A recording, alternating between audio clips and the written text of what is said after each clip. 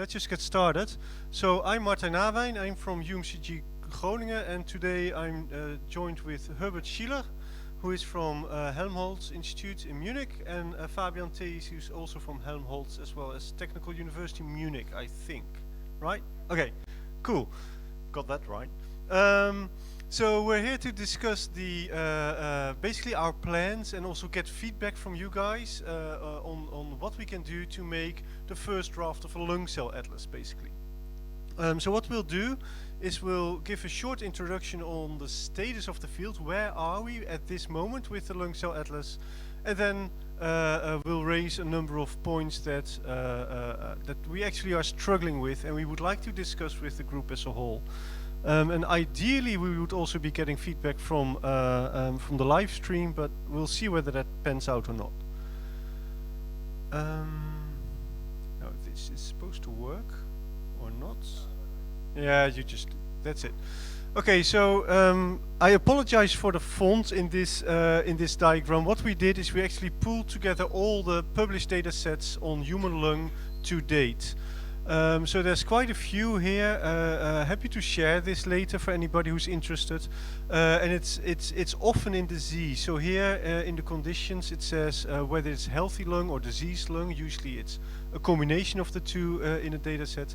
The technology that's being used, the number of subjects that have been included, and the number of cells that have been included. So altogether, if you add this all up, and this is what Sarah and Aviv also already showed earlier this morning, you come up to somewhere around 1 million cells that have been profiled in lung, in a total of close to 200 individuals. So that actually means that with the cell number, as such, we're doing quite well as a lung community. However, of course, the sampling here is from just a few regions, and there's large differences. Oh, that one works. Cool.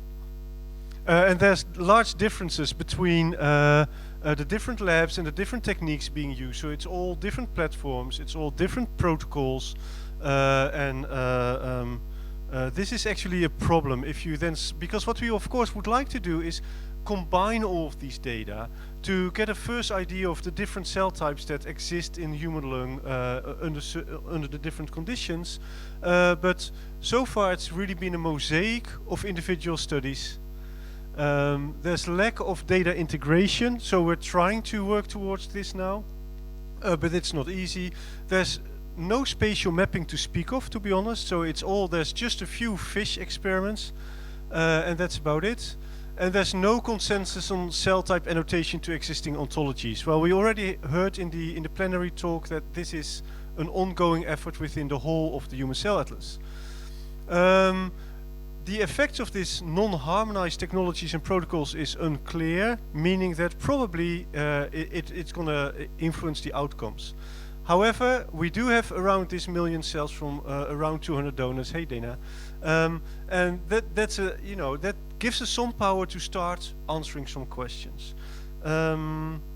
So at the same time, there's more studies being done. So what I did is most of these studies that are mentioned here in this table are actually studies that are being performed by individual labs on their individual grants that were not aimed at providing data for the HCA. So it's, for instance, my lab did a study on asthma. So we were studying asthma, we were taking healthy controls along, and then we have healthy controls versus asthma. This clearly was not intended for the HCA per se, although the data, of course, are of interest for the HCA.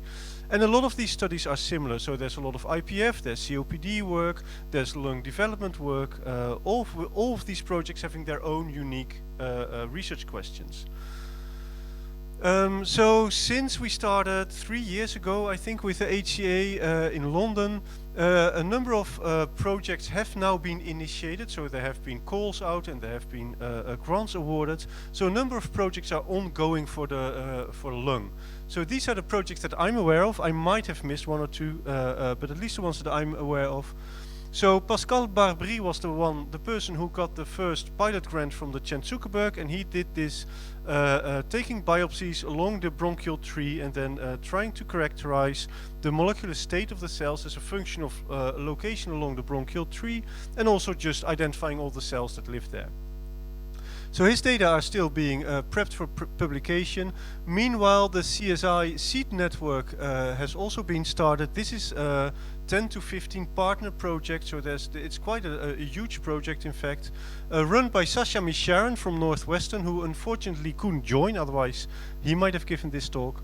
But that's run in largely in the States, and then we recently also secured funding from the EU. So H2020, again, a 15 partner project where I'm the coordinator, and trying to align these two to make sure that we're not overlapping.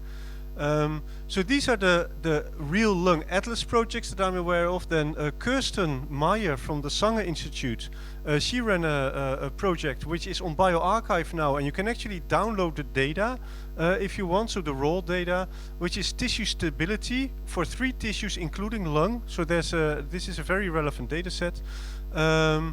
And then there's some human lung development projects as well. So there's an MRC grant for Emma Rollins here, specifically looking into lung development in first and second trimester. And then there's the Swedish consortium that looks at lung development, combining spatial technologies with single cell technologies. So all of these are more or less intended for HCA purposes, so these should all feed their data into the DCP, given, at least for us, for the EU study, GDPR compliance. And then, so I think we can expect a lot more data to be coming in into the space, if you wish, for analyzing lung cells and their molecular states. If I missed something, please reach out and tell me, because that's very well possible, of course. So one last slide. What are we doing in these projects? As I said, we have quite a few cells already within the... Yeah, sure. If it will allow me. So the hub map also has... Yep, absolutely, you're true. Yeah, I missed that one. The hub map, yep. It's mostly focused on a common coordinate framework, and really building a common coordinate framework for the lung. Actually, that's the main organ that Raoul and John and the team are really using as their sort of poster child for common coordinate framework. Yep. Thanks, Dana. I actually joined the workshop, but I completely forgot about it. Hang on, I have I'm gonna steal yours, Hebert. So just to have the folks in the live stream also being able to hear the questions, so please use the microphone. Yes, just to mention, there's the lung map program too. So if you're talking about development, that's later development, right, from 23 weeks up through full term and up to children. Yeah. Pediatric. Absolutely. Can you just repeat, that was a lung map? Yeah, so there's the Lung Map Consortium that also does, that already has a long-standing history of studying lung development, but now they're also into single-cell sequencing. That's absolutely true. So thanks for those additions. So we have the hub map and the lung map should be added to this slide. Great. So we'll actually be generating quite a few data. And there's a few things that we need to discuss about this. So how well are we coordinating the protocols for generating the data? Because the more they are coordinated, the better, or the easier it is. Not to bug Dana too much with, just throw it over the fence and have the bioinformaticians deal with it, but to actually be able to compare the data, because we can do this in the lab as well. Do we generate shared data sets? How do we analyze a total data set? Or do we do this more federated QC and analysis pipeline development, which, given the GDPR, might be part of the solution at some point? What spatial technology are we actually doing? And how much disease is in this? Of course, the Human Cell Atlas does not focus on disease, but I think a number of the queries we are trying to answer with an atlas are clearly disease-driven. So taking disease into account is going to be very relevant. How do we then build this as an interactive data resource so that it's really useful for the community? And again, the classical questions: what depth and what breadth do we need? So, which rarity of cell types do we need to find? And then how many biological replicates, if you wish, do we need to sample? And then this is what I put up, is what are the community needs for a human lung cell atlas? So really taking it to lung, which is close to my heart, and then what does the community need? I have a few ideas, of course, but it's something that's open for discussion. Actually, if we coming March, we'll have the kickoff meeting for the EU consortium, and I invite everybody to join us. It's in Estoril in Portugal, and we'll actually have a separate meeting, which is sort of a need identification workshop. What are the needs of the community? So not just us single-cell biologists or computational biologists, but the wider respiratory community for a lung cell atlas. Okay, my last slide, because I don't want to be standing here talking all the time. We actually want to have a lively discussion. My last slide is just a brief overview of what's happening in these different projects. And remember, I missed two, so I'm not talking about the hub map and not talking about the lung map here. We do a lot of course, we do a lot of single-cell transcriptomics, so seq-well, 10x, etc. We do single-cell ATAC-seq and this single-cell HTS-seq, which is another way to look at the chromatin landscape in a single-cell way. And then we do some proteomics. I think the protein part still needs more in these projects, because the first or the most well-known single-cell technology, after all, is flow cytometry. So that's protein-based. Then the other thing, we are giving it a strong push to move into spatial techniques, and then of course this will come with its own problems. How do you combine spatial data with these sort of suspension data? What we're doing is in situ sequencing, so Cartana is the company that's doing this, Clowfish, Murfish, so these are all multiplexed in situ hybridization techniques where you can basically integrate somewhere between 30 and 100 genes on the same slide using in situs. High density spatial transcriptomics is of course in, and then the last spatial technique that I'm aware of is this automated spatially resolved single nuclear seq. So you basically have a tissue slide and you use a detection algorithm for cells and nuclei to identify the nuclei, cut them out, automate it with a laser dissection microscopy, which can do thousands of these nuclei in one run on the same tissue sample, and then do single nuclear seq. So it's another way of doing spatially resolved methods, but I think it's an interesting one. Finally, to then come to a higher tissue organization, we do 3D reconstruction of some of these data. So you build your tissue back from parallel or serial sections that you have analyzed using these techniques. Doug is in the room. He's doing light sheet microscopy on cleared lung tissue sample. So here you have a larger tissue block. You clear the tissue and you then start to try to detect either proteins or RNAs in the tissue. Yes, Fabian. For the spatial techniques, you also have proteomics techniques, right? Mostly antibody-based on that, right? Yeah, absolutely right. Yeah. So proteomics is here as well. Yeah, absolutely. I actually put it here, but this is clearly also spatial. Yeah. And then the last thing we are doing is in vivo imaging. So a number of the studies are doing HRCT scans. So all of the data coming out of my lab, for instance, we have HRCT, which is an entire organ, but we also have this in vivo OCT, so optical coherence tomography of the airways where we sample, and that's telling us something about the structure of the airway wall. Maybe not so interesting for healthy, but this is clearly going to be highly relevant for disease.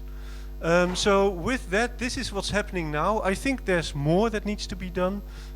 So we can enter that discussion afterwards. I'll now give the floor to Hebert. Thank you, Martijn. Okay, so I just wanted to bring up a few examples just to trigger the discussion, and we just heard from Dana about data normalization and things like that, right? So in my lab, of course, we're also interested in disease, for instance, fibrosis, and we look at lung injury and how cells are moving in the phenotypic space, so to say. And for example, in this data set here, we collected from 11 healthy or more or less healthy donors. So there's, of course, a lot of variance in these patients or in these donors, and compared to the end-stage disease. And so there's of course some value to have the end stage disease. So we want to have the whole spectrum or the diversity of states that these cell types can be in.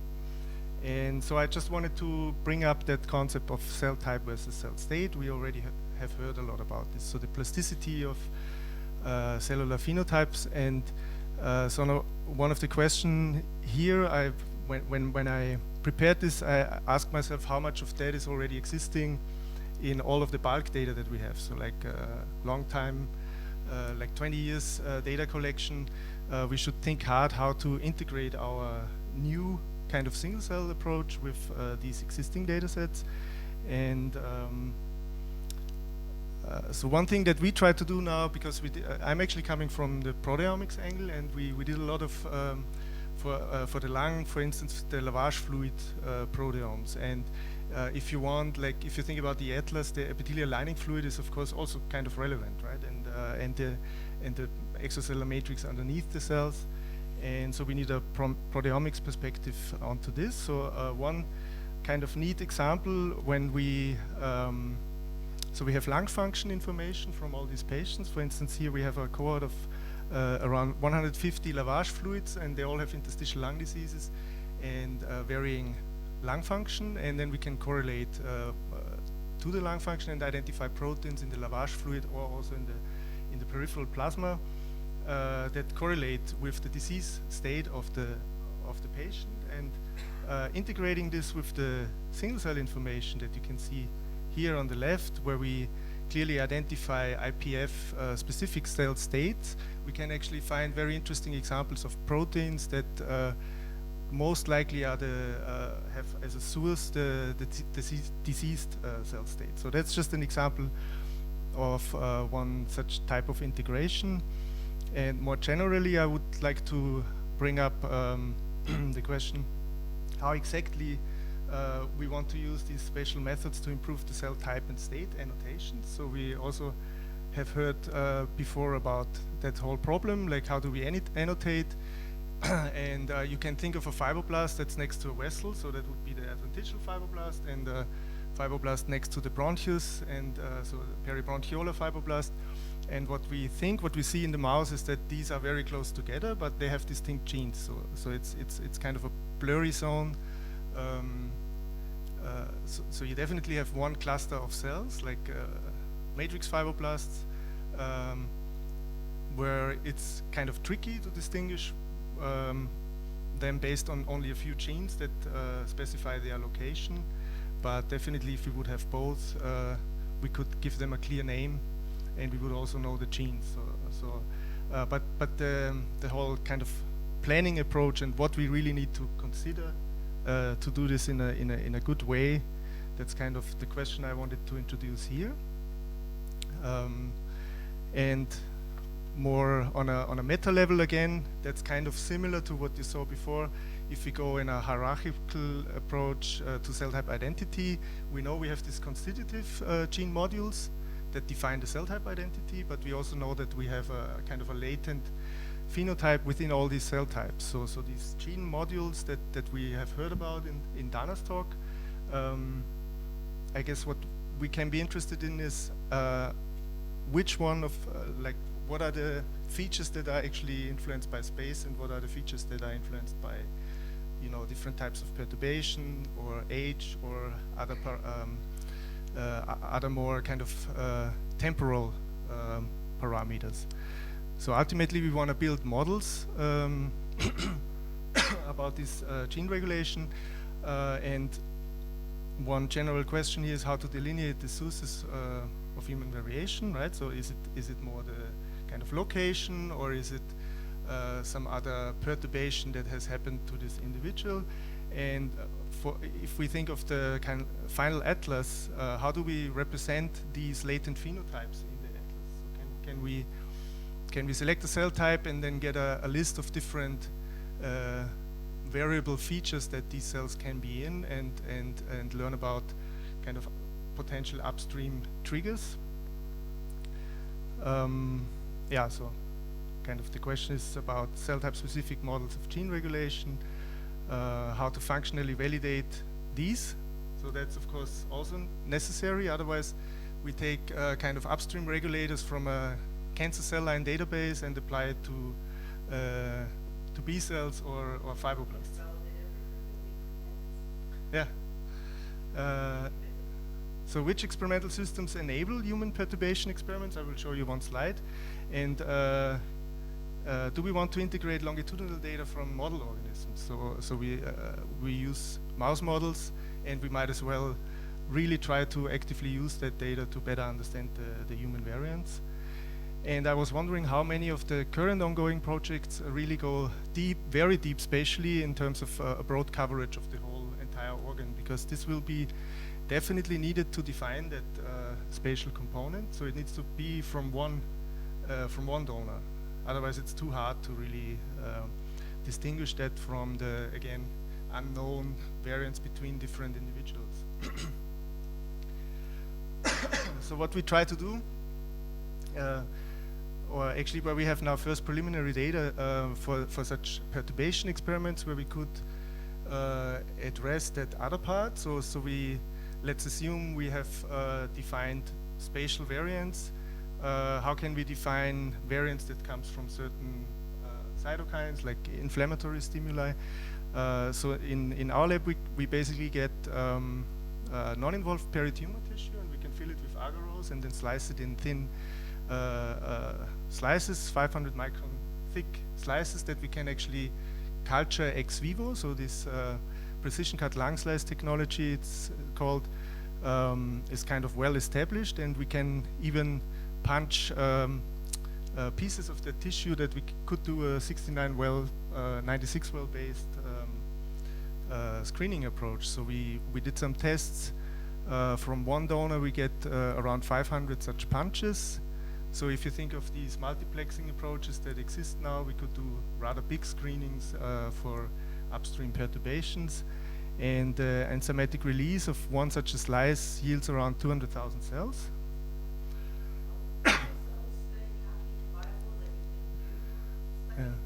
So usually a week. Like people, so the standard thing is to do it a week. Some labs do it even longer, but then the cells really drastically start to die, right?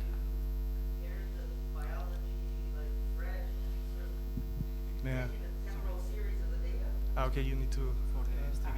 Have you taken a temporal series of the data to see how So that might I change? show you our first kind of pilot experiment where we addressed this. So we wanted to do one perturbation, so that it was supposed to be a really strong stimulus. And there's some published papers with that system where people used a profibrotic cocktail. So these are some of the master cytokines that have been shown to be involved in fibrosis development. So we treat these slices with TNF alpha, TGF beta, LPA and PDGF in that case, and you can see in blue is kind of from the same donor, so that's kind of the starting material.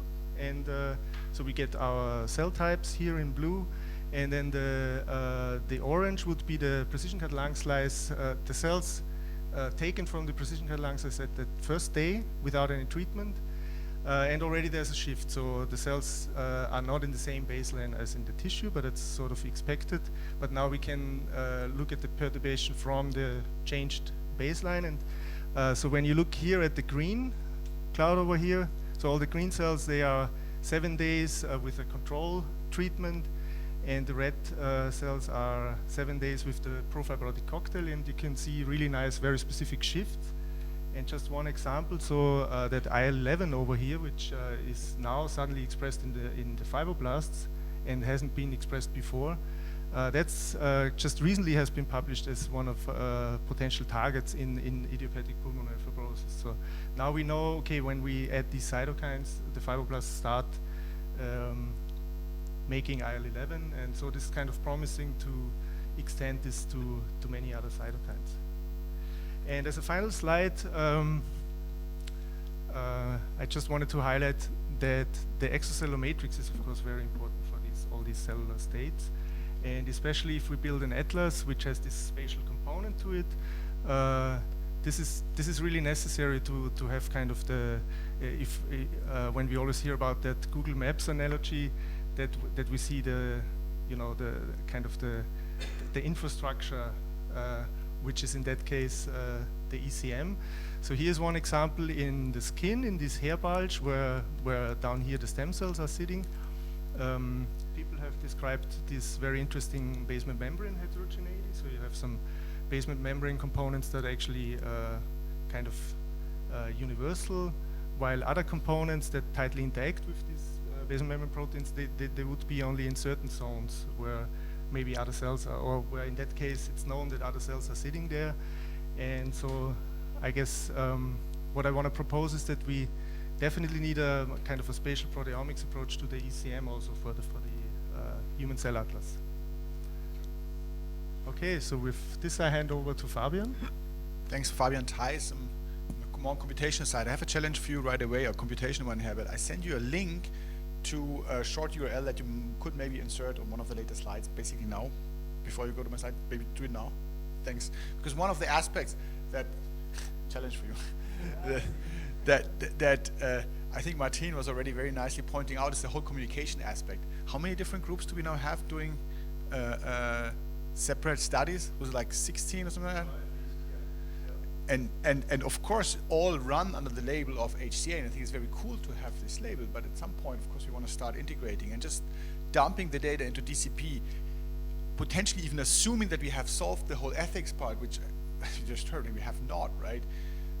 Would not yet give us the whole atlas, because as Dana, for example, nicely in her session, peering into the abyss, that was very nice, alluded to, is that we don't know how to integrate the whole stuff.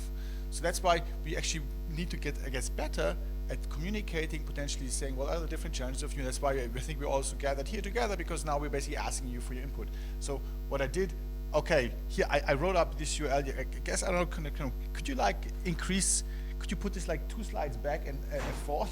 We don't want to for that, and make it like super large. Yeah. Because this is then, because this is, so basically I made a Google Docs where every one of you can now type in his or her comments. So, you know, we sent around questions. I think everyone got those questions, right?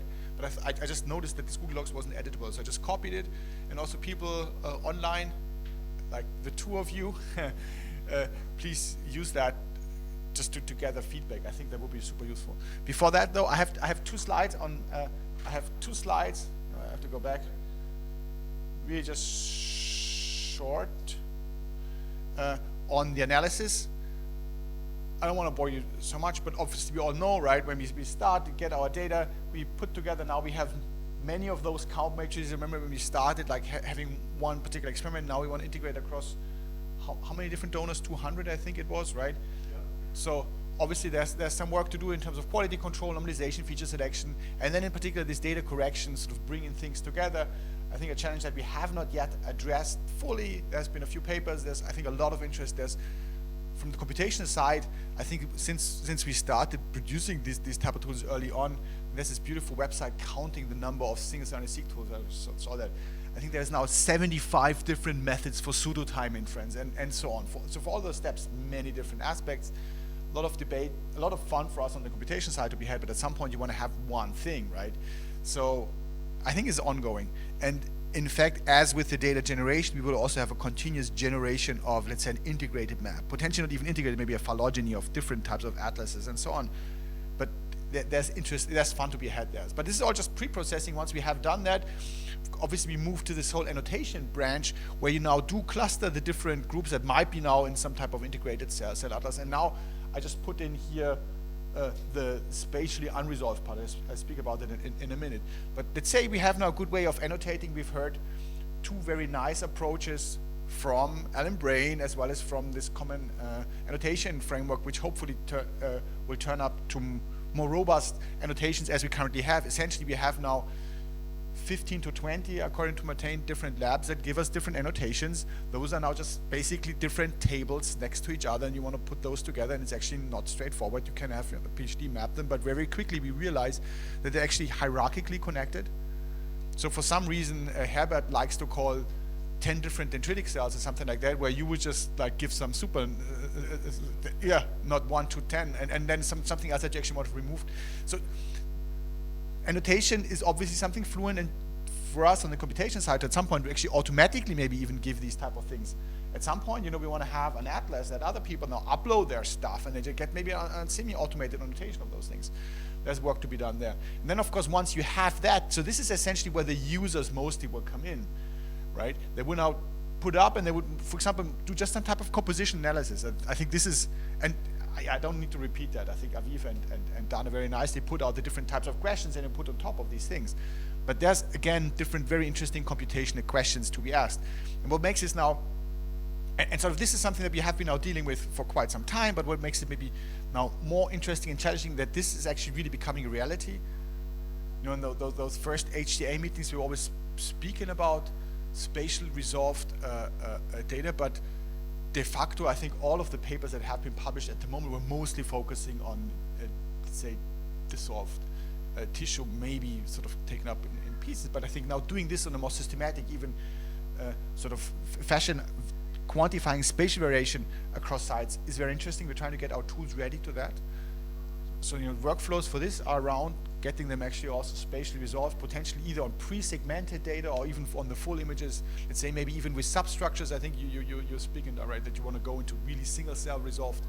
Actually, in sort of also looking into morphometry, let's say, of a single cells that you could do with particular imaging techniques. I think it's going to be hugely interesting. Quantifying variance across these aspects will be something where I think computationally there will be a lot of new things happening. And then, of course, we also want to integrate additional annotations in these pipelines, right? So, for example, DCP will be doing this at some point, but in between that, we're not there yet. So I think what I would really just have as sort of minimal outcome from today's discussion would be how do we get these parts here together so that we can do this at least in a semi-standardized fashion. So for this H2020 project, as well as for the CZI seed network one, I think we are in a good position to bring this together, and we're really happy to discuss that. And then these data things, I think they're just more on the development side still. And the second aspect I just want to say is then for the analysis, there's of course a lot of those challenges. Let's say once we have now all of those different tools, we want to actually benchmark and quantify what a good approach is. And this is just one slide, super new. We still haven't done this on a super large scale fashion, but essentially as well as many other groups. I think Dana mentioned this norm gem coming up soon. But many of us are now trying to benchmark and sort of potentially put out also types of recommendations. And I think in the AWG, we could potentially moving towards that. But one thing we did there essentially is just benchmark different types of tools for data integration on multiple data sets. In this case, for example, was just on a few human as well as mouse data set compared. And what you see is that we can now compare different tools in terms of both on the embedding as well as on the feature side, how good they are in correcting batch, as well as how good they are in conserving biology. And that's obviously two different things, right? If you want to do data integration, the most efficient way for integrating all of your data would be just to map everything onto zero or something like that. That's super integrated. There's just no variation left. So obviously there's a trade-off between those two aspects, and you should think about it, and us as well as many others are doing these type of comparisons, and I think these type of benchmarks will hopefully also to give us guidelines at some point what type of tool to work with. And the second aspect, and then I'm done, is that of course the whole variation across subjects is sort of an additional axis in terms of dimensionality that mostly we currently ignore. We just speak about very often a mean mouse in the simple case, or a human. The other one, maybe we compare one particular disease model versus a normal one, but how to actually quantify variation now on those two levels is something that is sort of would give rise to some type of hierarchical model that I think we still have to develop in a more robust fashion. In particular, because we do want to ask questions on variability, let's say on the pure cell numbers. Let's say, if you feed in your new set of patients that have some type of strange asthma phenotype or whatever those guys come up with, right? You maybe do see that those DC cells are getting more, and because we have variation across subjects, we can put that in. But even those simple tests is not that straightforward. If you think about, for example, we very often have sensor data. We just sample, let's say, 10,000 cells per subject. So you actually have to do something with it. Like, if one cell population goes up, the other ones will necessarily go down. So you actually have to put these type of things in your tests. Interesting stuff to be had. The second type of thing is the whole perturbation thing. I think genetic perturbations as well as disease perturbations or also, I think, in this nice example, a work together with Hebert's lab, who has actually done some injury, and then you see some type of recovery of that injury, gives rise to potentially, again, interesting trajectories that are being mapped onto this static picture that you maybe get from the adult human lung. Very interesting. In our case, we use something based on this RNA velocity concept with an own tool now, SCV, and you can sort of really capture some of those things. So I think there's a lot of interesting questions to be put on top of that. So let's come to discussion. Thanks for staying with us for so long. So this is the URL that Hebert so expertly inserted live during that talk. So the two of you online, please get involved via that. We will be regularly monitoring that document if you have questions. Do we have another way of actually asking questions from the live stream? Oh, okay, check that. Okay, awesome. And you could maybe also check that document if someone wants to check something. It's not working. Seriously?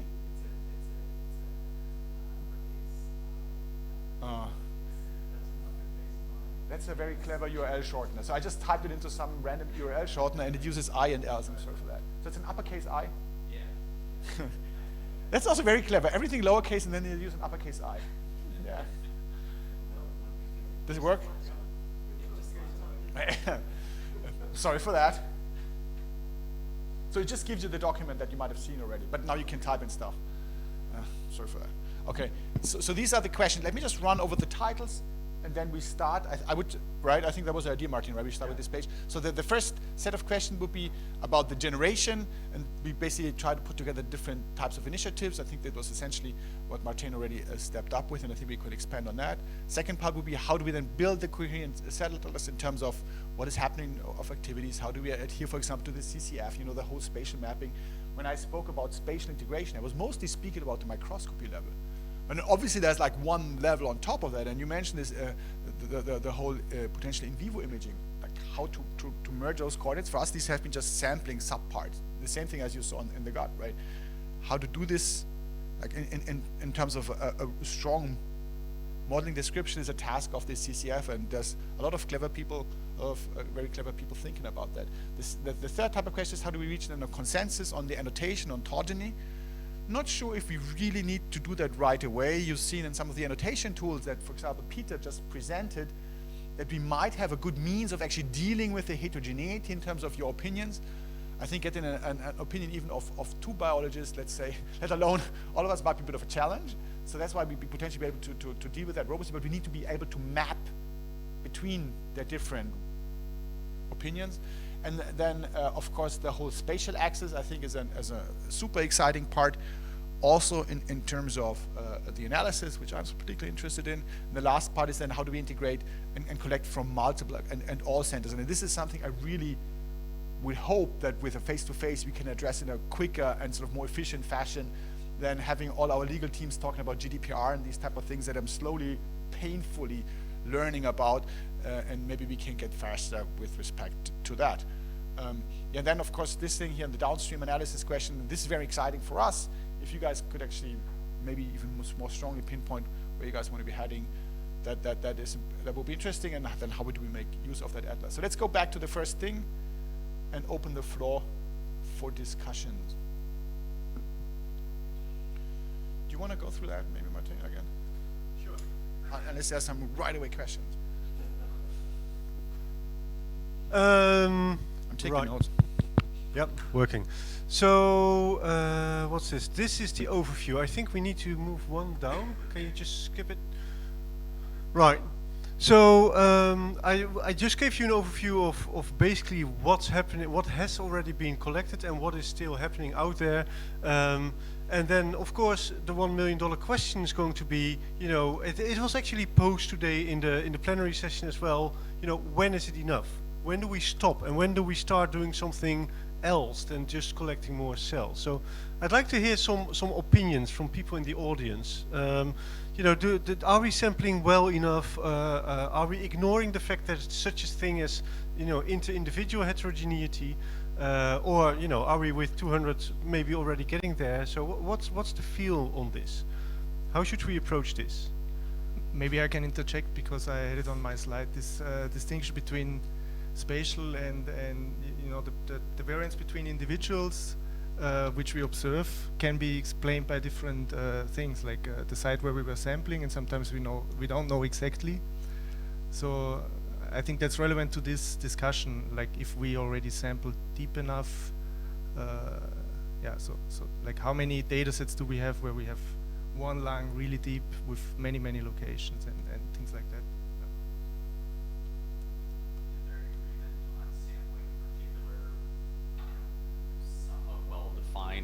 maybe you can agreement repeat. on sampling a particular somewhat well-defined anatomical region, right? So for example, the tips of lobes are often relatively easy to define and most groups can go towards. And then if other groups or each group are also interested in sampling additional regions, through the bronchial tree or others, but at least there's kind of that common anchor point. Has that been done, or does that help starting to address variation among different groups? It's something we want to integrate into the new initiatives. In the existing data sets, clearly that's more tricky because these have just been generated as they are. I think it's a great idea to have some kind of a common shared reference sample that is always present. And is there a proposal from some of these of what that would be? So I tend to think it's pretty useful now in the first iteration that we have these kind of stereotypic regions. So for instance, our parenchymal samples, they might be taken from different bronchopulmonary segments, but we call them, okay, now it's parenchyma for the moment, right? And so I guess this needs to be better defined, but it's maybe not necessary to always be exactly the seventh, bronchial seventh segment in the bronchial tree. Maybe we can learn that you can put together from 5th to 10th level of the hierarchy because there's not much variance observed, and I think Pascal Babry, he has some data on this. That I fully agree. So it's combining the current knowledge. I think in general people are at this moment, even in most of the papers that I've seen, considering lung as something like there's parenchyma. You can still have parenchyma at multiple locations, but that's just basically parenchyma. There's pleura, then there's a small, more peripheral airways, larger airways, maybe trachea or primary bronchi, and then there's the nose. And that's about as detailed as we are at this moment. And everybody's also referencing to these locations. So for instance, in our study, we did quite specific locations, but it's just considered, bronchi or smaller bronchi. So I think we need to improve this. But I think also some of the data where a few lungs are being analyzed into enormous detail will help us tremendously to do this and to come to terms at what sort of level do we need. Can I just ask, is that in all of those different studies you were showing before, is that very well annotated, this particular region that Jonah was mentioning?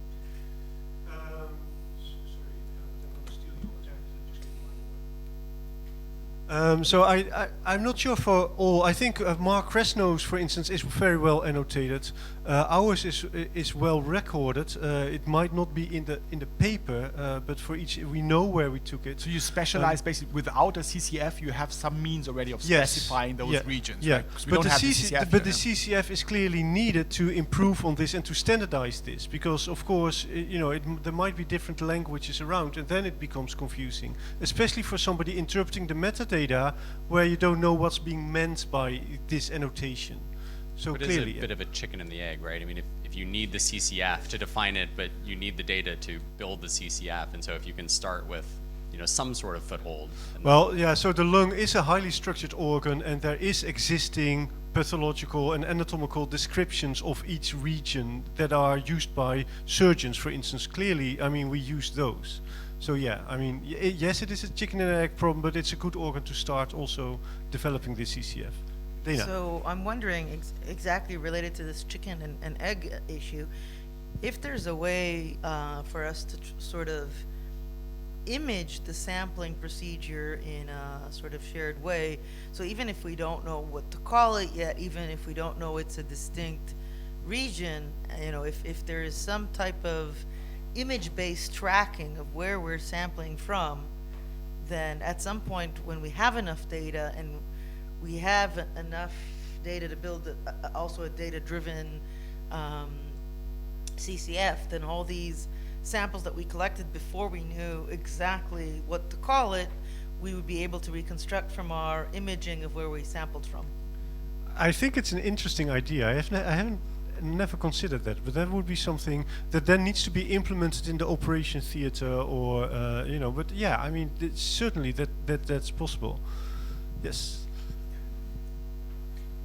I'll just mention that we were ingesting the Pascal's data set into the DCP, and I was working with him, and he was very, very keen to map these sort of there's a very you know more than me, but there's a clever way of the surgeons dictate exactly where they took the sample from, and he wanted us to map that to ontology terms, and the DCP takes those ontology terms. So we hoped that we'd do that for now, map to an ontology term, and then hopefully those ontology terms semantically can map to whatever the common coordinate framework works out as. So loosely, that's what we sort of had in. What type of ontology is that you're using? He requested a few terms. It would have been Uberon would have been the one I think he would have gone for. I don't know. Okay, but this is sort of. So the HCA has its own ontology. HCAO has its own slim That's version the of the ontology. EBI one, right? The EBI setting this up, right? What, sorry? Is the EBI ontology for spatial localization you're talking about now? Yeah. So there's a few of they're not just EBI ontologies, right? But yeah. So you talk about modifying that with the clinical terms, like the bronchopulmonary segments and terms that the clinician would use to define where they cut out the tissue. So is that what you were trying there, or? Yeah, exactly. So that's the information he had that he would write in a paragraph in his paper. And but in the metadata that we were collecting, we needed a specific ontology term.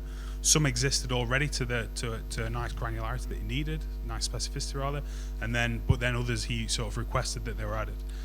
So we've not got the data fully submitted yet. You said it's in progress, but he was very keen to make sure that he got the ontologies right, because that was sort of. Yeah, I think especially for his data sets where you sample along the tree, that's going to be critically relevant for being able to answer your questions.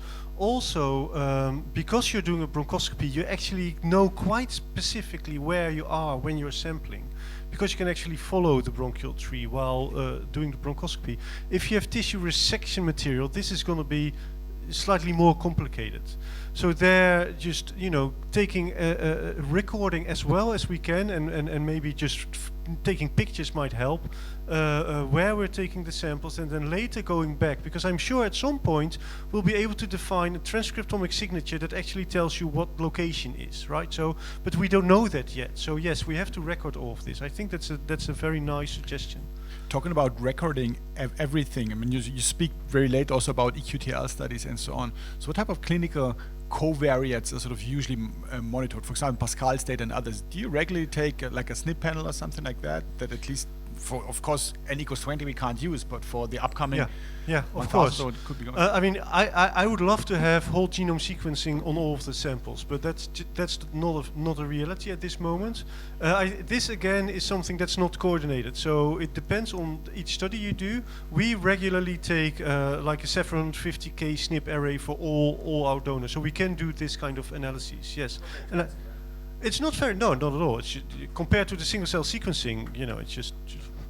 Yeah, so I think this will add greatly to the value of a data set, but it of course is clearly genetic data. Having live donors, it comes with its own set of problems as well. Would be nice though for DCP. I think you're from DCP, right? I was. Yeah, I'm now single cell expression analyst. But okay, but we have a DCP part-time expert there. I think it's important to have that type of thing at least linked or potentially available for these things, even though that might be ethically even more difficult, obviously. Yeah, exactly.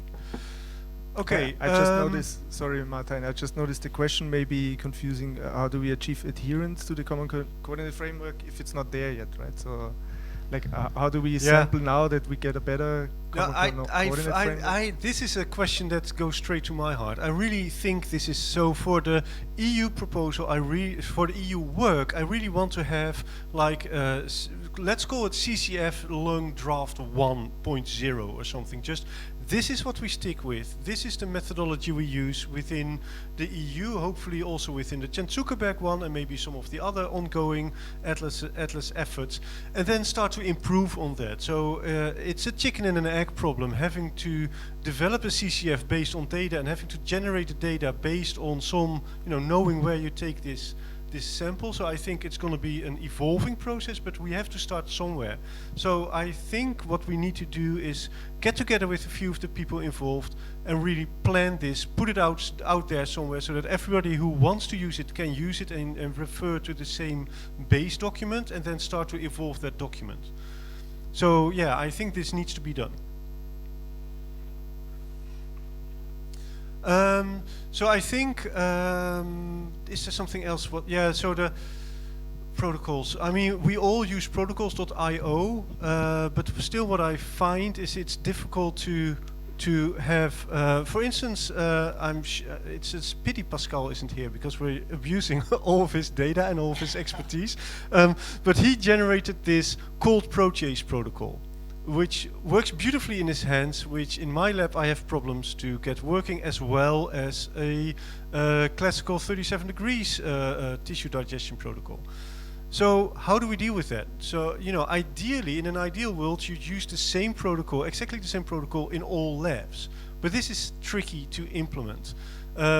So then I'd like to look at someone like Dana and just say, here's the data. I have run both side by side on a small sample, and then there's a batch effect, correct for it, and then we can just move on.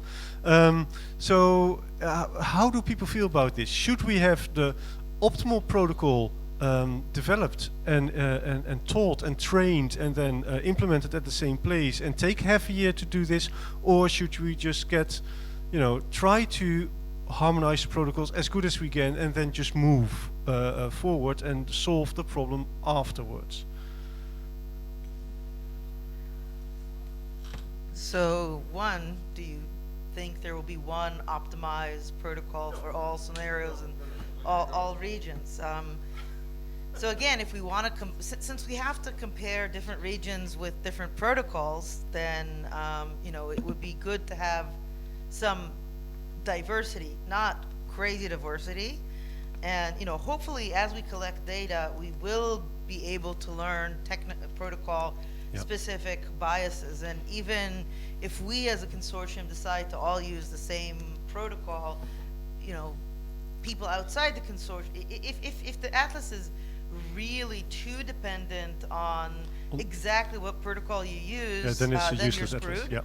Yep. But on the other hand, if the atlas is a total hodgepodge, if everyone does something different, then you're screwed. So find a nice balance. Yeah, okay. I could just add, I think for sort of simpler protocol variation, I spoke about perturbation variation, but for, let's say, for variation between, let's say, single nucleus and a whole cell, or let's say Sequel versus 10x or something like that, I think, but I wonder what you think about it, but I think potentially picking up variation across those in a systematic fashion and potentially even mapping between those, sort of being aware of what's happening, I think this could be easier doable. Yeah. And hopefully, if we can approach this type of, in machine learning, this is called style transfer, right? You have sort of a certain style, how someone draws, and you can sort of map between those. Obviously, there's something being lost between those, you have to be careful.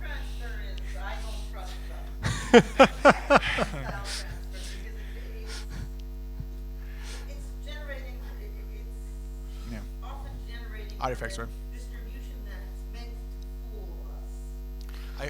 I agree. But exactly. So adversarial learning exactly tries to fool us, right? So it tries to sort of make things similar. Maybe. So in imaging, people call it style transfer. But let's put it this way: if we know how to map two distributions on top of each other, that's essentially correction, right? Then we could at least draw those things together and keep that in mind that they come from the same place. Maybe we should actually apply it. Find that the cell handling and what happens from the cell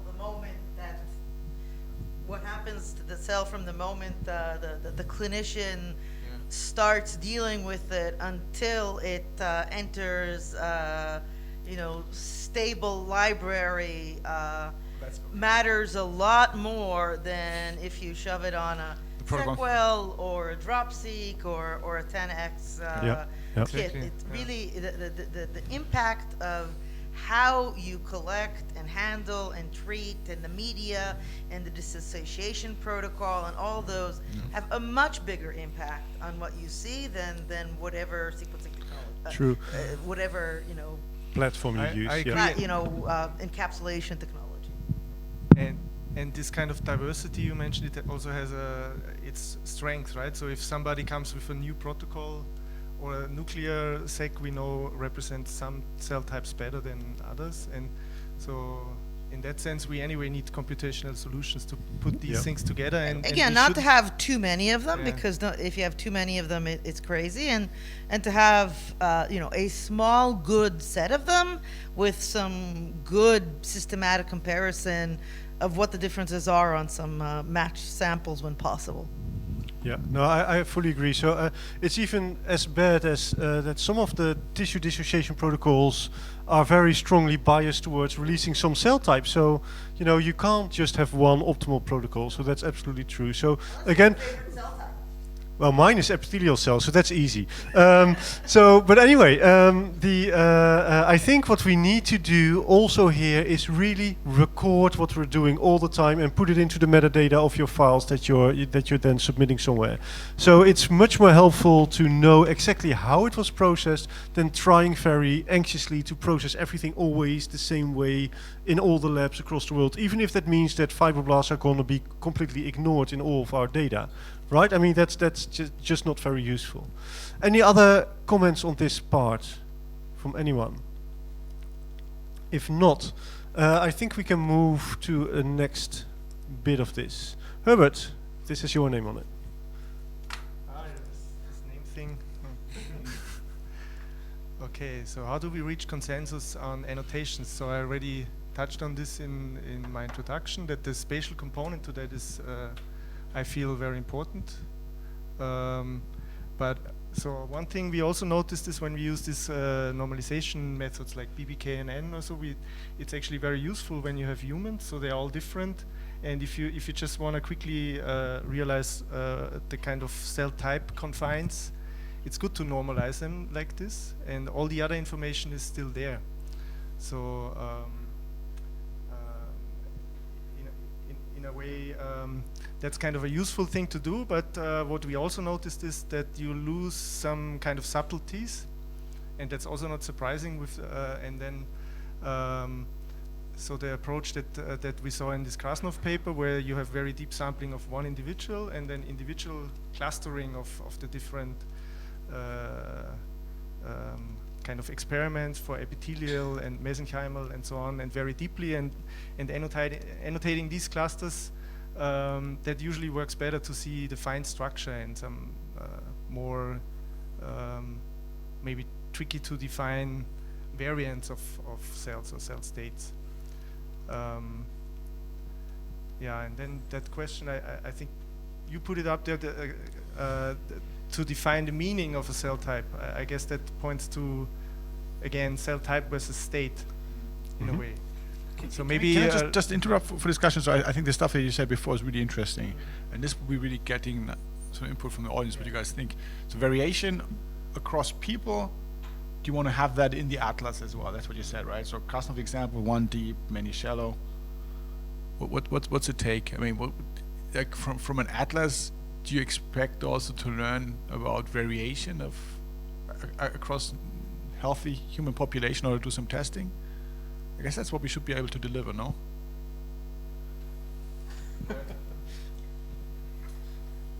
I mean, I think we need variation to span the variation of normal. What we don't need in this atlas is to be able to mechanistically and genetically explain this variation. And so we don't need to connect enough samples to say the reason we see this variation in this individual is because they have some SNP, God knows where, in some promoter. But we do want to capture the type of variation that's normal, so that we don't, take a healthy individual that just happens to be different. For example, I don't know, some individual who lives in high altitude and has adapted to that, and suddenly decide this individual is not normal, this person is sick. So we do want to capture the range of normal. We want to capture, in my personal opinion, some injury and regeneration, because all our lungs are scarred as we, grow up. There was these different points, right? Variation across ethnicity, age, like these sort of normal type of things. But then if someone is sort of in a strange state, that would be tough. So I guess because I think we are never in a normal state. Maybe stressed out now because so maybe annotating all those additional effects would help us delineate it. So it's like a factor model in the end, then the way to Well, again, one of the advantages of breaking things down to cells down back to saying, hey guys, remember once we cluster genes as well, is that if we break down the cells to programs and we can connect cell types and cell states to some, combinatorics of programs, it will help our annotation, because if we can factorize cells, I mean, once upon a time, before we had cells, everything was about gene clusters. Now they seems to have been forgotten. And so I do think that, having a factorization of gene programs onto the cell map will help our interpretability, because we saw this before. This is a combination of a program from this cell type and this cell type. And these cell types, we've actually studied them. So what do we think this combo of programs might be doing? And then someone who understands the bug can say, oh, now I get it. Can I ask people, do we have from normal population studies enough, let's say, bulk RNA-seq or something like that, sort of in the pre-days? Do you guys still remember when you sort of averaged over things?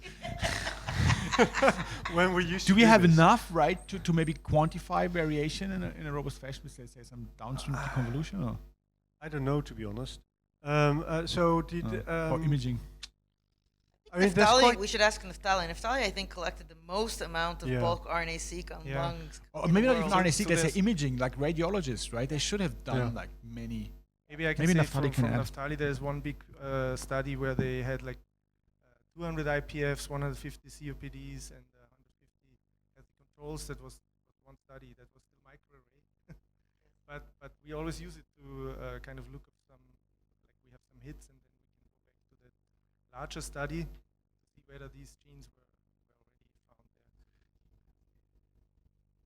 there. Yeah. GTEx has always like a few hundred or something like that, right? Doesn't Yeah. it? Yeah. Maybe So I would have a go. sorry, I would have a question to that point with the gene modules and these predictions. How much you guys feel this will need validation, or this can remain just prediction for now? Because as I said in my slide, my feeling is these so tools like Scenic, they will use transcription factor predictions that are done in other cell types. You can distinguish between saying this is a module of genes that go together, this is their statistical properties. I'm not making any claim about their About upstream. mechanistic regulation. I'm just saying that this is a module. And again, I really think that we should have always a sort of data-driven definition. Here is, a peak in the landscape or a cluster that we see in the data where we don't quite know how to annotate it and what it is, and here's a covariate structure of genes that we see in the data. And with time, these things will gain annotation and understanding, and once they have some functional understanding, then they become sort of annotated entities. That's a really nice aspect. So far, right, we always said when we said annotation, we said we want to annotate groups of cells or regions, something like that. I think the second aspect you mentioned, groups of, let's say, co-regulated genes or patterns.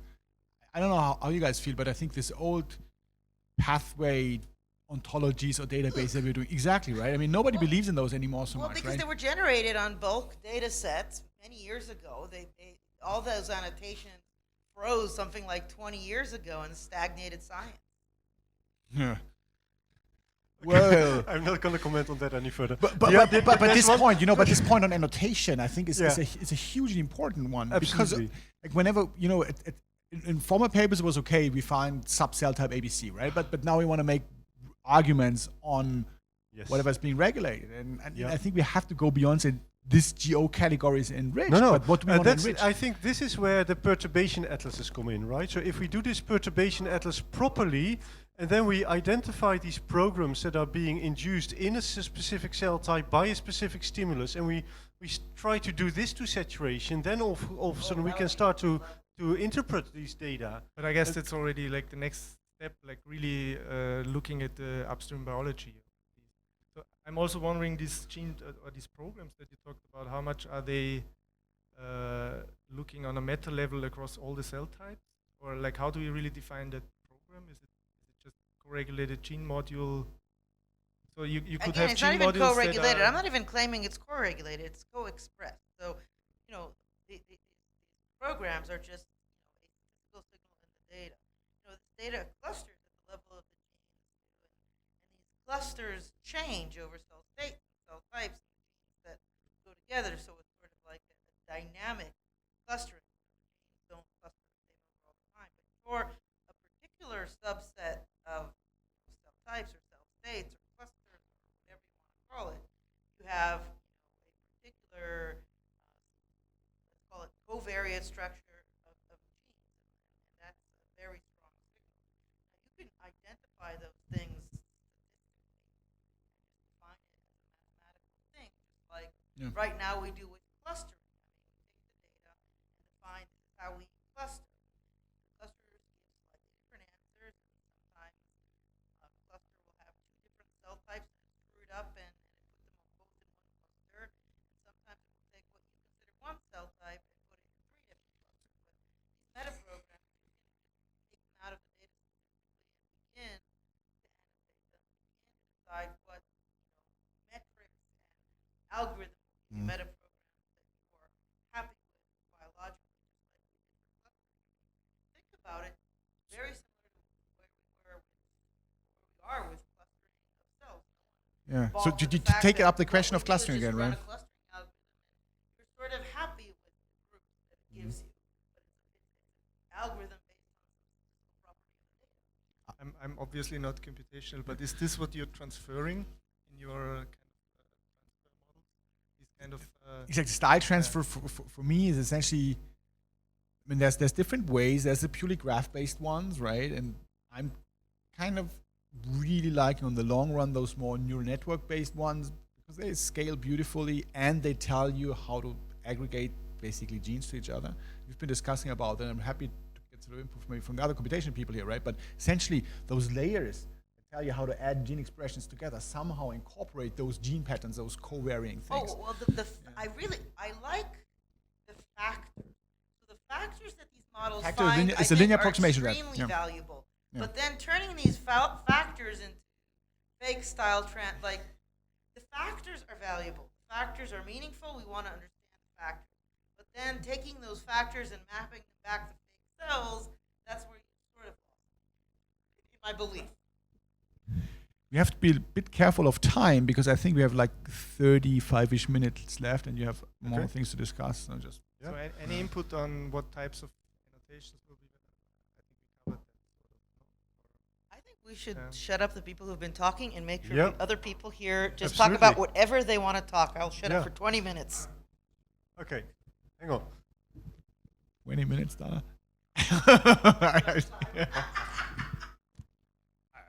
I was thinking about how so in single cell. So Peter's tool is going to at some point give us a way to different people come in and annotate differently. And there's going to be some provenance there about who you are, and who put it there. But is there going to be anything? Is there any way to sort of say why you put it there, like sort of have evidence linked to why the decision was different? So based on these different dimensions, we've got space and so on. Or if someone naively like myself just came along and just changed K in my algorithm and pressed go and decided to stick a label on it, but is there going to be like a way to link evidence? So I'm a bit involved in that, and there's been different ways of how you can sort of put in your own annotation. Typically, you wouldn't actually remove another one, but you just put in annotation from yourself in or sort of edit something additional. There has to be a comment section essentially where you can sort of in free-flowing text have a annotate why you did these particular things. We haven't really discussed mining this at all or something like that. But you are basically advocating that there should be maybe some type of common language. What would be different reasons for the why? Maybe you can explain a bit more. So I've been thinking about what the common coordinate framework actually is. I should be more in touch maybe with looking at what it is. But it's been hard to get some sort of concrete things out.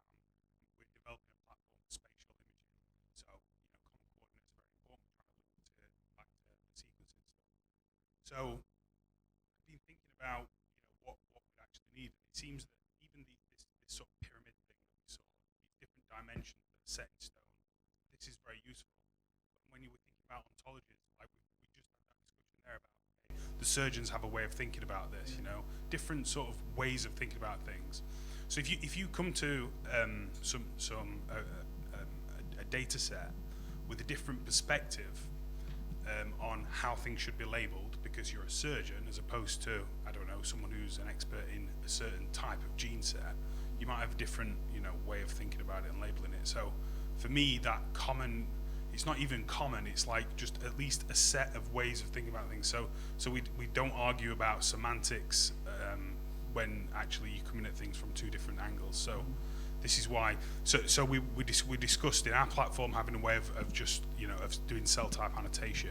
And, but like the easiest thing to do is just to say whoever produced the data, they get to say what it was, that's great. And they can go and read their paper. But as soon as someone else comes to it, you really need to know why they're coming to it from this different perspective, so that you can evaluate if that perspective or even that framework of thinking is the way that you want to be thinking about it. So one of the longer term visions, in fact, is that you have some automated annotation engines, essentially sort of doing this automated, like a bot going over each of the data sets and sort of doing this. And obviously then it would tell you, this is my sort of much more naive vision. Then you have an expert maybe sort of putting something on top of that. How to merge all of this?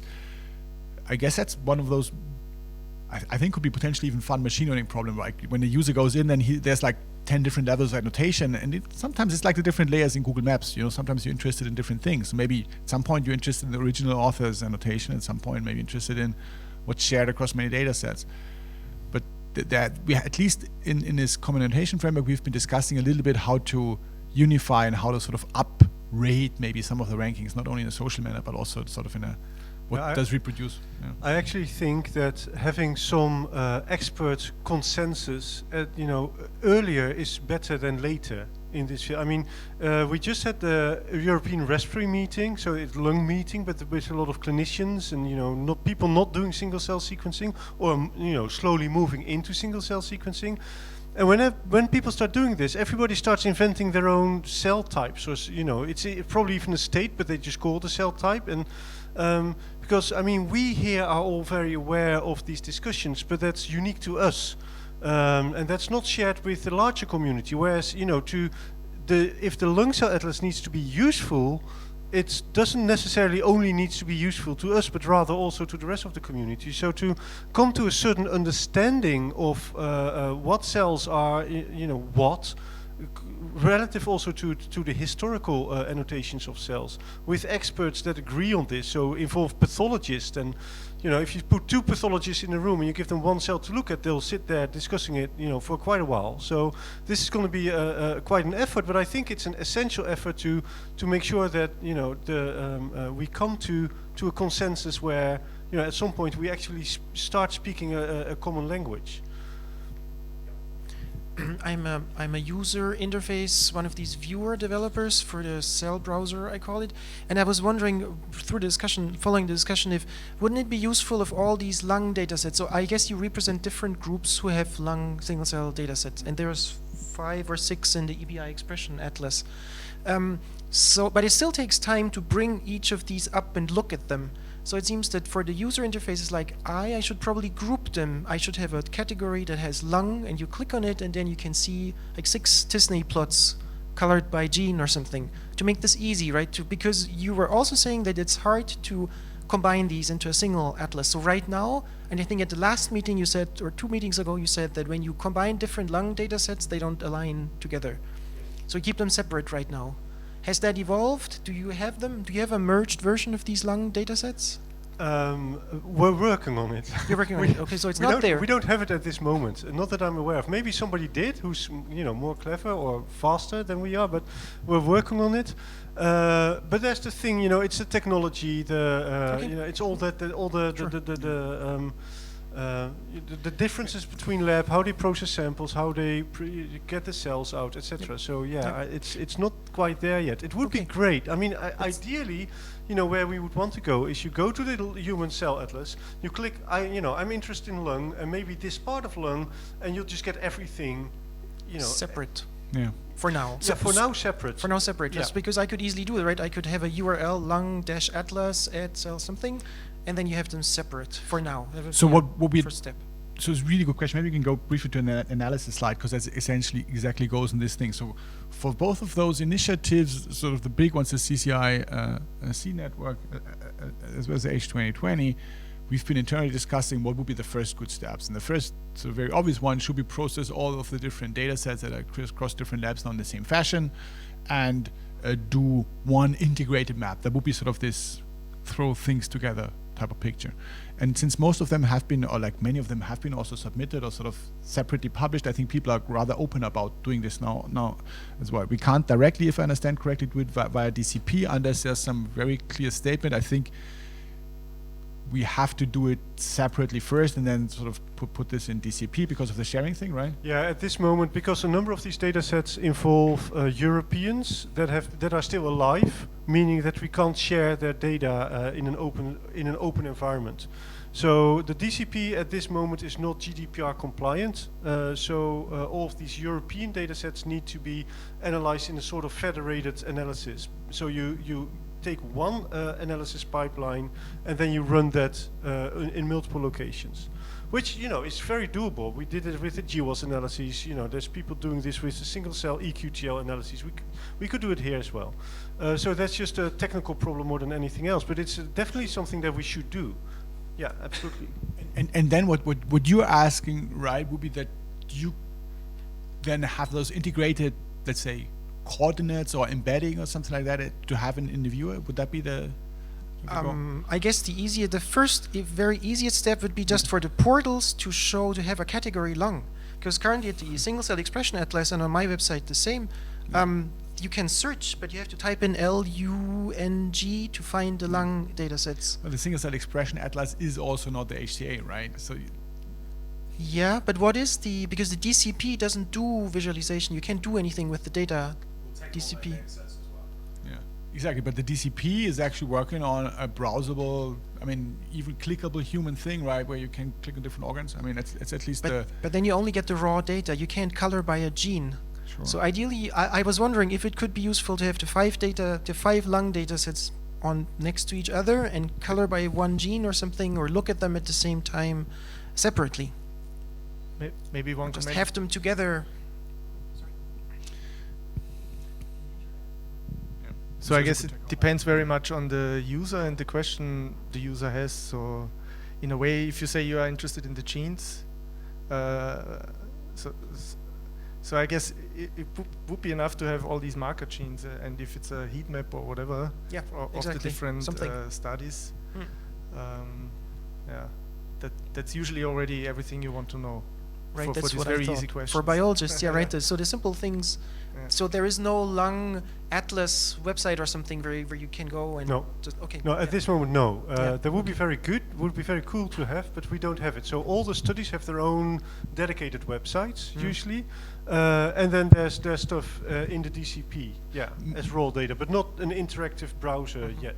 maybe it's really a good suggestion as one of the first to-dos whenever we have now started aggregating them, just have them centrally available under maybe, I guess there might be some need to click on whatever we share, or maybe just get the cow matrices, but basically having this visualized together. Maybe then we can use the UCSC from you guys then to actually display, or cell by gene, whatever.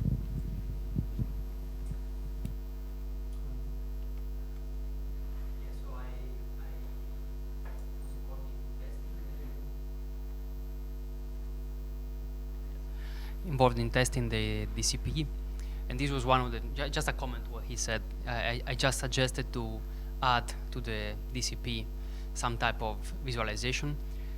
So I know that the DCP does its own analysis on the raw data, right? But I think it would be good at least to ask the authors of the papers to put their own TSNE or UMAP. So I know that on the DCP you can analyze it does the analysis of the data, but it would be good then to ask the authors to put their own TSNE or UMAP and the annotation, just to do something like what he was suggesting. Because then if the DCP runs everything, then also the final clusters and the annotation is gonna be. Yeah, I'm not a big fan of sharing UMAPs. So this I don't like, because there's this like very specific to one, which I think sharing the annotation, totally agree. So I think this also. Yes, but if you have the UMAP of the authors, then you also know the annotation of that UMAP. But if you do it on the DCP, then you don't know what the authors changed to get to a certain annotation. So having, or maybe having the barcodes associated to a annotation, and then when the DCP analyzes, at least knows which annotation was given to that cell by the authors. Is it why the annotation, where it comes from? Yes. So I'm going to break my silence 5 minutes early. I actually, and I think the DCP is, and DCP people correct me, going to have some link to the original data. And here's the trade-off.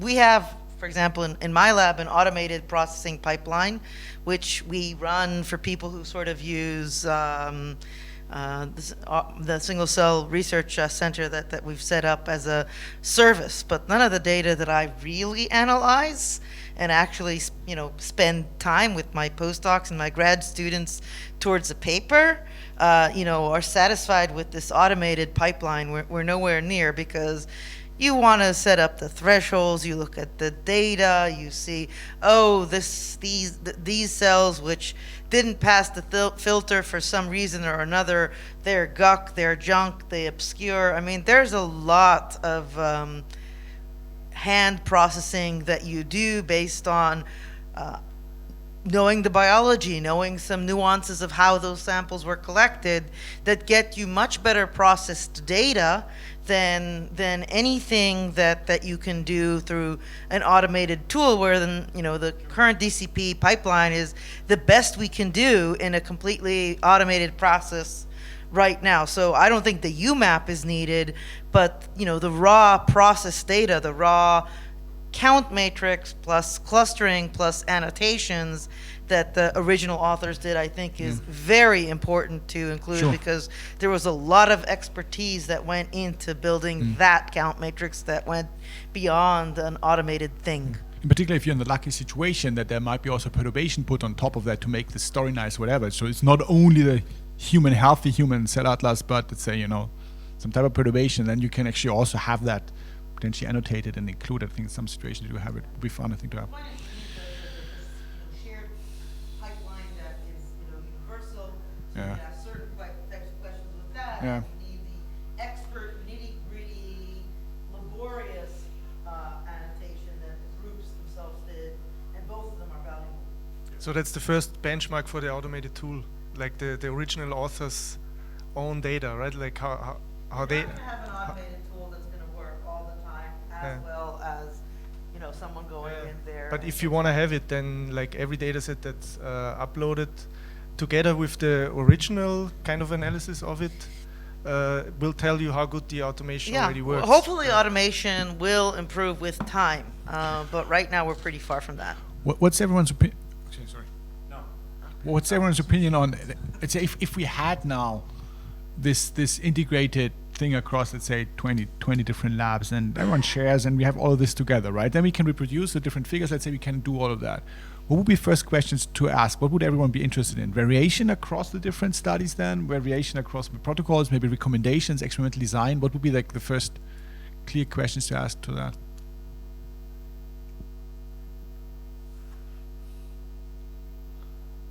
Martijn, I mean, you're the organizer of one of those projects. You have to have an answer to that.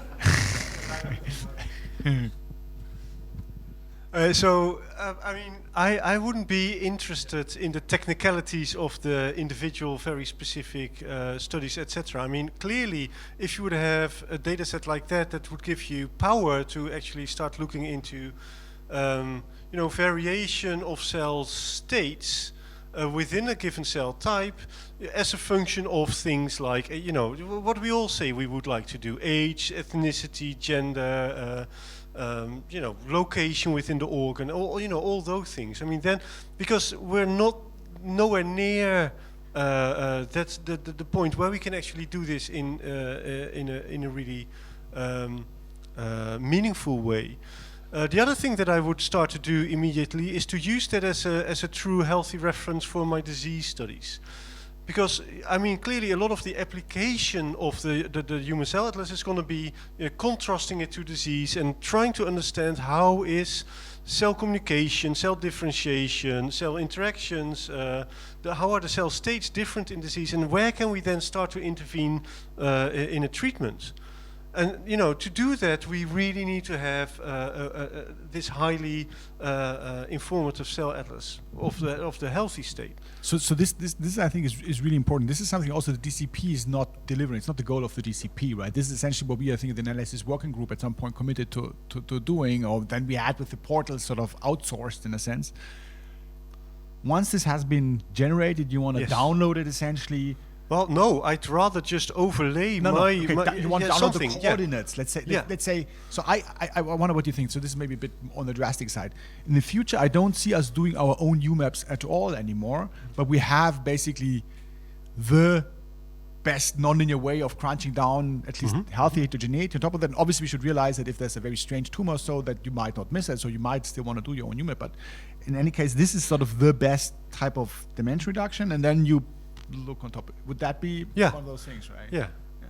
Exactly. But then in a way that, because I think most of these applied studies are going to be done by people that are not necessarily very, far introduced into all the computational aspects of it. So it needs to be also in a way where people can use the data, mix it with their own data, and apply it for their specific research questions in a way that actually helps them perform their next set of experiments. I mean, it is going to be a reference tool, right? So it's hypothesis generating more than anything else. Okay, so differential analysis, but also then experimental design, right? Yes. Yeah, and I mean, there's there's actually the three aspects you had on your own slide, right? So there's not just differential expression, there's also changes in cell composition, and then the trajectories. I mean, those are the three main outcomes you'd like to compare between health and disease. Cell organization, like histology. Yeah, exactly. Cell interactions. Yeah. And at this moment, I mean, with the current status, we can't even do a proper DE analysis. So, I mean, we have this asthma versus healthy data set. If you look at the paper, well, you'll notice that we only report changes in cell composition, not in the molecular phenotype, because we can't do it. The numbers are too low, the within group variability is too high, etc. I mean, we're just not there yet. Okay, any other questions you'd like to answer? Because I clearly have a bias here. Doc, sorry for that. Yeah, that's all right. So for me, so to taking pictures, part of what would be useful, and we've started to have this conversation, is how do you predict what sort of set of genes you're interested in, right, to call cell type. And actually, I think Dana's point about sort of looking at covariances is well taken, but one of the things that start happening when you start doing these single molecule RNA imaging methods is the distributions are no longer Gaussian. So they're like Poisson or highly tailed. And so I think as we start generating this COUT data, merging sort of highly dimensional RNA fish or whatever we're thinking about doing data with the sort of single cell RNA-seq data, there's actually more layers to this than just naively predicting straight out of it. And so, from my point of view, there's a lot of methods available here. We work on some in my lab. We've started to have conversations about what's most useful. And I'm still going back and forth on this idea of, do we want to map a few targets in sort of a larger 3D volume that are known cell types that we're interested in? So actually this gets a bit to your point, Hebert, about looking where things are with ECM. Or do we want to go, in some well-defined coordinate area, which is what, Jonah had been asking about, and do some highly multiplexed measurement where in that area we dive really deep? Now the answer is both, right? But the question, and for this first draft, is what's actually going to be more useful of generating this sort of 100 to 200 gene. Maybe we can go higher if we get things working really well in some well-defined area that's been heavily studied by the single-cell RNA-seq methods. Or is it going to be better to give some sort of spatial context to key cell types, right? And I think given the time period of the seed network, and I think you guys are on a similar time period for 2020, like we really can only I think we're going to have a good shot at actually generating and analyzing one of those well. I'm not saying we can't sort of generate some of the other data reasonably. And so it would be really good for us as we're kind of pushing these methods and figuring out what we're going to do to have a better idea of which way we're heading, because they're a bit divergent, right? I think what would be important to know, so I think statistically you could do that, right? What you say, what's the optimal subset of say 100 genes that would maximally different, because there's some of them covariant, so you filter them out, would sort of resolve the heterogeneity. No, exactly. So again, what do we like? Okay, so that's the next question. So, what do we mean by 3D? So, do we mean a few hundred microns, so we have a few cell layers, or do we mean a millimeter? So the answer depends. So if we go to a millimeter, we're looking something reasonably like quickly, let's say 9 proteins, right? So we can sort of multiplex a few times. After you start stripping the proteins out, after that it gets tricky. If you're only in the if you only want to be in a few hundred microns, I'm not going to promise it, but I think we have a path forward to do MERFISH in the couple hundred micron thick section. So, but that is down the line, and we'll start small at first. And so I think if we restrict ourselves into the smaller bit, I think we have some paths forward. But if we really want the big spatial context, let's say go through a whole part of a branch process and ask where do these cell types live, we really need to pick, let's say, less than 10. And so those are kind of divergent experiments. Yeah, I totally agree. I think thinking about making the logical next step, I'm always going to say, you have to do the one and not forget about the other. So I think coming from where we are with the community and all the cell type descriptions that we're generating, I would go for multiplexed fish. And not so much a 3D for like where you're gonna crunch a lot of data now. Meanwhile, keep developing the 3D technique so that in the next phase we'll be able to start integrating that. So I mean that to me makes a more logical build-up of building this atlas than now doing 3D in larger sections with just a few. Okay, so the thing that's really critical for us then is we are really reliant on the MDs we work with, but also you guys to provide us tissue that is in a section that you're critically interested in, is going to have these panel designs. And so one of the problems is right now all of these experiments are one-offs, right? And so I was just visiting some people who are trying to get this run in a pipeline, and they put it really well. If you just want to generate figure 4 for your paper, this is a pretty good. Things are pretty well. If we actually want to standardize this across tissue collection and things, there's actually things that we need to start sort of being involved with and knowing about how you guys are getting the tissue, because it really, really affects the ability of us to do these multiplex methods. And so I think this goes back to some of the other conversations that we have to start kind of standardizing how this is going to happen. Yeah, it actually goes both ways. So if you ask the tissue providers, they need instructions on how exactly to prepare the tissue so that the spatial people can actually do that job. So I think this just needs interaction. And I think it also needs coordination between the different spatial techniques, because I think, because we don't know which one is going to deliver the best result. So I think it would be good to do, like, make a selection, the panel selection, coordinate that, and ask the same genes, with different techniques, see which one works best. So that at least we can compare, and then in the next phase, select, the best technology and move forward. Yeah, I mean, I think that was a big part of the CZI planning that we had, was sort of this first year, try and get some sort of standardized gene panel to look at, and then test them all and then go forward from there. So I mean, I totally agree with that. So I mean, I think one important question is also to define what's the throughput we're aiming at, right?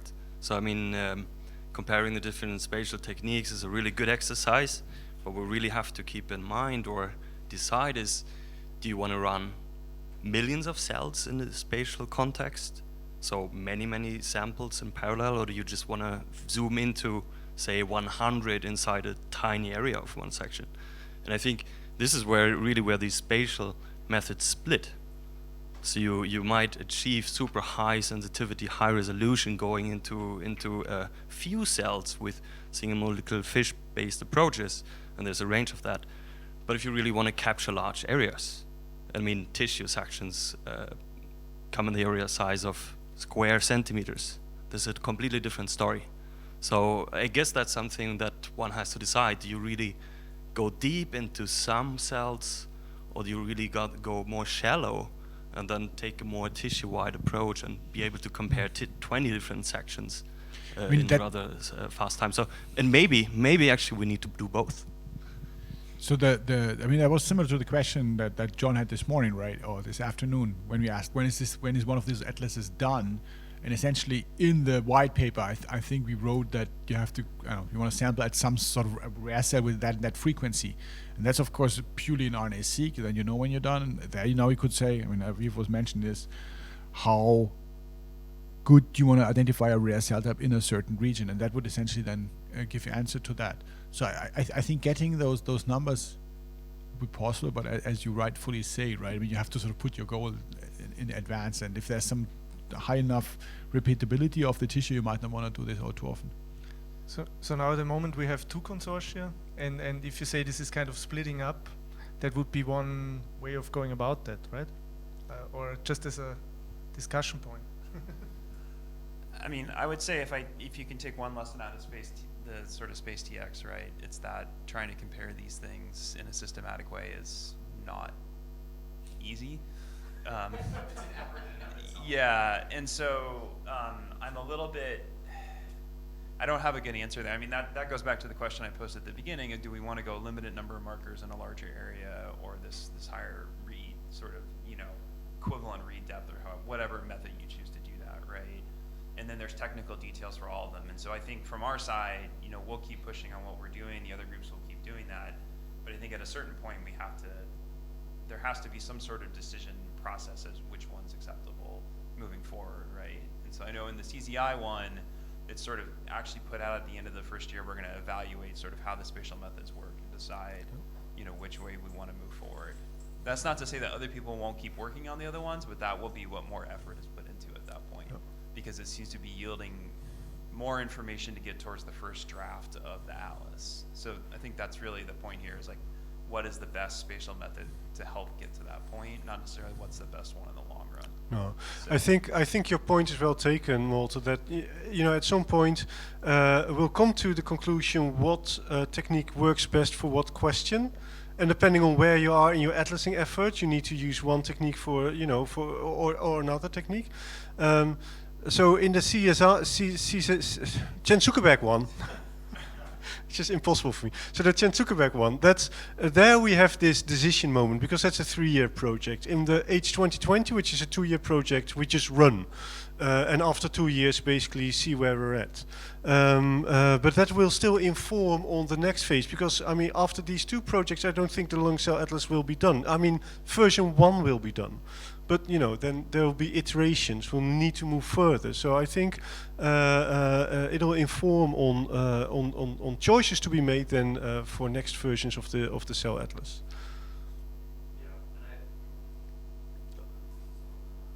Maybe now. Yeah, maybe. No, I think I agree. It's but again, so what I'm trying to point out is, like, we need to sort of decide.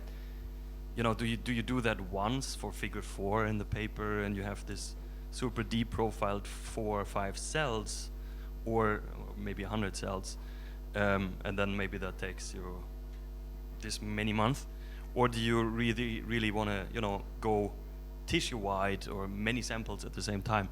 And I doubt that we would really decide for one spatial method and sort of decide for this is going to be the gold standard for any project in the coming years. I believe we need a combination of them, because one is good in high throughput, the other is good in high sensitivity, and so I think it's just going to have to coexist for a while. I mean, I think we're saying the exact same thing. I think the point of the decision point is that it's a limited term project, and there has to be some dedication to resources. So that's why that decisions point's coming about. It's not necessarily picking a winner. It's sort of where the resource is going to sit. So, and I think this is also maybe a good argument for a point that was made, I think maybe 2 slides before, that I think has grown out of Mark Krasnow's suggestion of going back to traditional anatomy and trying to understand what is already known and what cell types are there, and then maybe overlaying that onto Donna's computational framework and using that as a guide to kind of inform marker panels, or what is what you are recovering, what's missing.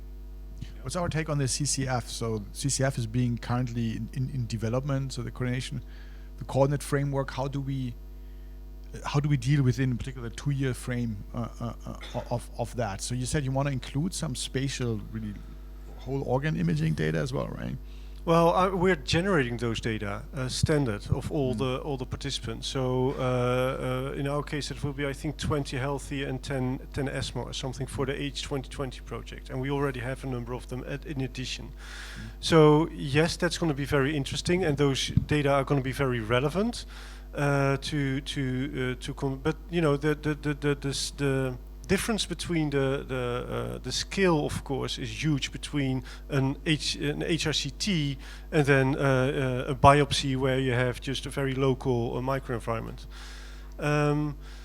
So yes, it's going to be very relevant using that and applying the CCF to it. I think for our own 2-year project, because we only have 2 years and we can't waste any time, we just have to implement the best practice at this moment, as you know, as a proxy for a real coordinate framework, and just record what we're doing, as we discussed earlier. And we also shouldn't forget spatial analysis could also mean spatial sampling and then still do 10x. And that, I feel that is very important and not done enough yet. Like, so the best examples have like 5 sites. Mm-hmm.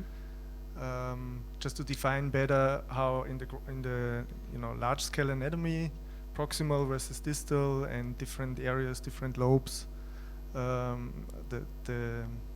just the cellular profiles are different, so that we can actually annotate these genes as spatial, and then going to the other analysis with the variation, actually distinguish them. Yeah, So I fully agree. That's going to be an extremely relevant data set. None of the 2 projects at this moment will generate that data set, but I think there's within the broad, there's people working on generating a data set similar to this, but you know, not on this funding at this moment. So yes. Just a quick question on the most recent comment. How many locations, hypothetically, would you want if you could have any number? Well, that's an easy one. If you know, in an ideal world where you, well, it's not an easy one actually, but in an ideal world, what I would like to do is for just a few organs, basically try to do the whole damn thing. So you know, not 10 locations, 20 locations, but just really, yeah. Yeah, so that then you really have a ground truth description of how the molecular phenotype changes with location.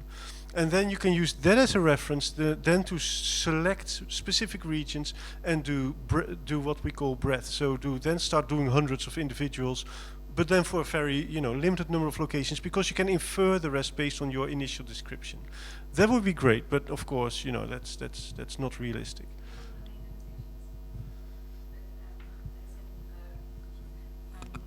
Cost, number of labor hours involved. What's the main limitation there? Yeah, so clearly cost is going to be a limitation for most of us. I think the other limitation is also technical, because if you get a whole lung, to process it into this detail, by the time you finished, there's multiple hours down the line, and that might not go well with nuclear. So you're not looking at location, but you're looking at time as a factor, stuff like that. Computational power. I mean, if you have a data set of 20 million cells or 50 million cells, how well does that still work? Fabian, you should be able to tell me. So there's yes, there's a number of limitations to that, absolutely. And then this is in just sketching in the ideal world. If you would take into account some of these limitations, there's a better design, right? Then you would never take the whole lung, but you would start to still sample on a number of locations. But just every division or a generation of the airway tree. And then take both in the airway wall and on the carina, and then do that. So then you'll already have like something like 50 or 60 locations right there. Guess we have to wrap up. I think so. Yeah. Time is over. Any important last comments, maybe? Well, we just got another 5 minutes, so and then we go for the group photo. Where? Excuse me. Where do we go for the group photo? There's a group photo announced, Yeah, right? so where should that be? Ah, okay. Oh, okay. Cool. Thanks. Any last things? Thanks. I'll just add on the spatial side. I'll just add the summary of the discussions that we had about this exact question when the Wellcome Trust are funded to do a large project collection of lots of samples throughout the UK, lots of sequencing, and then also imaging alongside, which was very undefined when they got the grant. But now they've been thinking about exactly what this needs to be, breadth or not, and the practical things that went into the decision of what type of imaging to do were essentially, do we have time on the grant to come up with the panel, to do the sequencing first, then figure out what we want to look at. That was a factor, and we did, so we can do sequencing first, then come up with something. So you need low plexity is okay, because you can really target genes that are important. Another practical factor was what actual microscopes we have and what expertise we have. Can we do high throughput actual acquisition? But then also the type of imaging that it lends itself best to automatic processing. So good contrast and more signal to noise and all these sort of factors. If you want to go down the route of high throughput, which they decided to do. So I think there's some practical things you can that will guide your decision. The decision was to go for whole organ because people want whole organs. Also, thinking the fact that Visium is coming online and getting more and more granular over time. They were thinking that this deep spatial information may come from Visium quite soon, and therefore go for whole organ, 3D, and because the grants, it was quite a nice 5-year grant, so we could come up with panels similar to the way SpaceTX did it as well, and then go for specific genes. That was the decision. What's needed on the analysis side from what do people expect from the spatial data? So of course we can map better, right? We can localize better. We can basically tell where things are from. There have been a few papers of differential testing of spatial patterns, sort of finding new things. I haven't really seen people actually using them that much. Might be maybe due to usability of those things, but what would be some of the computational challenges people would see on this thing? I didn't want to say that. I think it's challenging also, right? Yeah, so in sort of in vitro single cell studies, what we mainly use the RNA fish for is actually doing sort of snapshot time measurements. And so you generate very, very high, measure a lot of cells, so something on the order of 1 million per time point over, let's say, 20 time points with perturbations, multiple RNA. Yeah, and then we actually do that to generate gene regulatory networks. And then we come up with a modeling framework to do that again takes into account the fact they're non-Gaussian. And so the one highlight I'll say we got from that is from this snapshot data, we could actually infer transcriptional rates. So we actually got the transcriptional rate correct. So we went back and tested it. So there's really, really dense data available. So for the fact that if you have, RNA, if you know it's in the cytoplasm or the nucleus, that's actually highly informative, similar to the way you use an RNA velocity, right? So there's information contained in this. And so there's an advantage to doing single molecule. I would say actually a lot of these throughput issues for single molecule are things that groups like mine have solved, and so it's not a huge deal. But it is slower because you have to count all. Right? I mean, you still have to do a slower imaging modality, right? And so there's trade-offs in everything. And so I think on our side, that's where we're really interested in things. In terms of these other tools, I agree. I haven't been super impressed with some of these organ scale kind of mapping papers. So time series you guys are doing, right? Even in a sort of simpler setting, obviously you have to sort of have different copies, so you don't do time lapse or anything like that. So how would you get out transcription rates without any additional labeling? So we can talk about it, yeah. So Yeah, we should talk about it. I can show you the paper too. Yeah, very exciting. I will say though, there's throughput and throughput. These guys have got too many samples to image, just because it generates many petabytes of data. So it's like it's throughput and throughput. Yeah, I mean, so again, you can do a whole organ with a lot of technologies, but yeah. So, no, I mean, I agree. So I mean, we have so we do both light sheet imaging and single molecule imaging. So like in one day of running the light sheet, you can generate something like 100 terabytes. So then you have to decide what you're going to do with it. So I'll just leave it out there that there is no platform to put this data at the moment. So, yeah. that's a problem. And if we're talking about making these things open and doing that, there's nowhere to deposit this. And so what is raw data and usable data at that point? And I think that's a question that we'll have to address later on. So. Solve that in sequencing as well, right? Very often we don't really upload the full raw data, but some sort of maybe fast queue, even just count matrices at the end, something we share. So maybe you can come up with these things as well. Maybe just some clever, nice way of segmenting at some point, and then suddenly things get much more smaller. Obviously, you lose a lot of information, but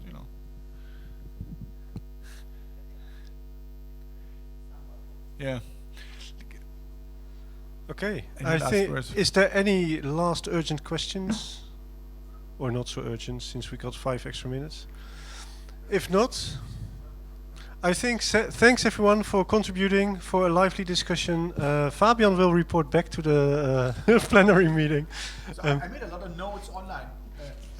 I was trying to type stuff all the time. Guys, if you really have some more contributions, fill them up. We try to summarize this. Yeah, section. in half an hour after the photo, right? Yeah, maybe you should start now already. Okay. Okay, Thanks everyone.